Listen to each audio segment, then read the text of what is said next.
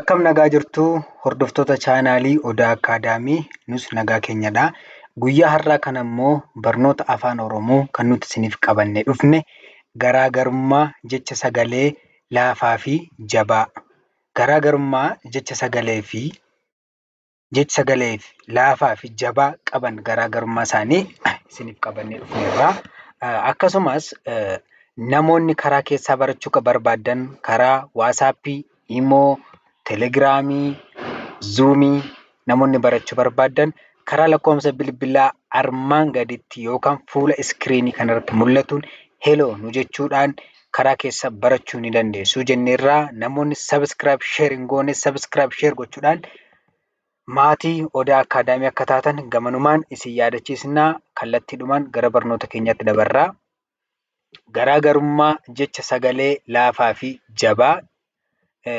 Jecha sagalee laafaa keessatti dubbifamaan walitti aanee hin galu. Jecha sagalee jabaa keessatti immoo dubbifamaan lama ta'ee walitti aanee galaa jechuudha. Kunis garaagarummaa jechaaf hiika uumu keessatti gahee guddaa qabaata.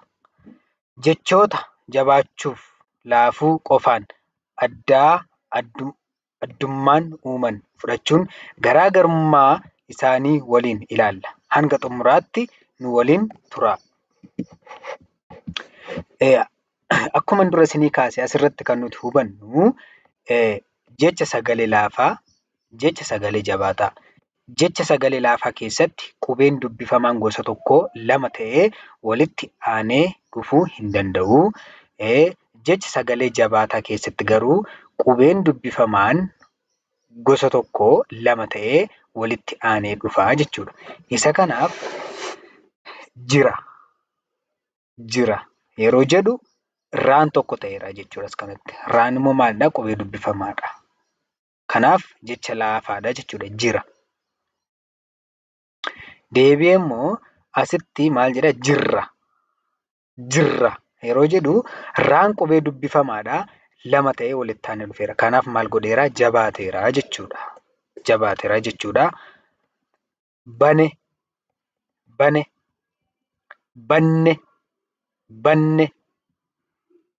kute, kutte, dhiba,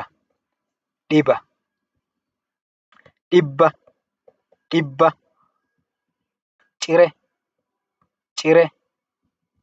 cirre, balaa, ballaa, sodaa,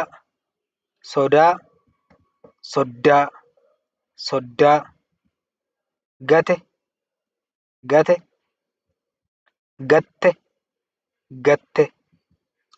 baruu, barruu, cite, citte,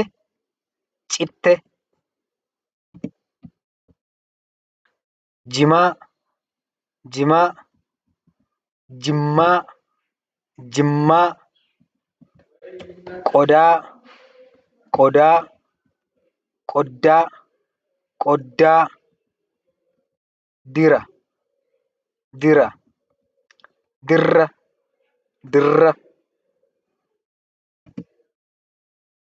damee,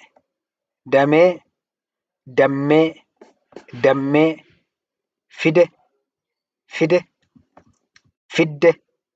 fidde, furii, furrii, barii, barrii, bade, badde,